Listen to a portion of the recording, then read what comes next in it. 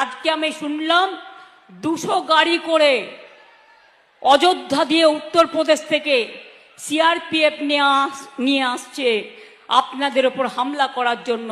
কেউ ভয় পাবেন না। এটা 15 দিনের ছলনা, 15 দিনের খেলা, 25 দিনের খেলা।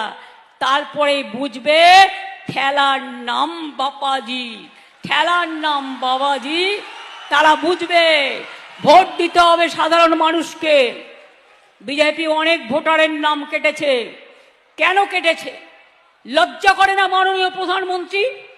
বিহারেও বলেছিলেন খুশবু ইটিয়া, আপনার দায়িত্ব, বিএসএফ বর্ডার আপনার হাতে, আপনার হোম মিনিস্টারের দায়িত্ব, সিআইএসএফ আপনার হাতে, সিআরপিএফ আপনার হাতে, আইটিবিটি আপনার হাতে, প্লেন আপনার হাতে, ট্রেন আপনার হাতে। তাহলে যদি কোনো খুশবু ইটিয়া কোথাও ঢুকে থাকে তার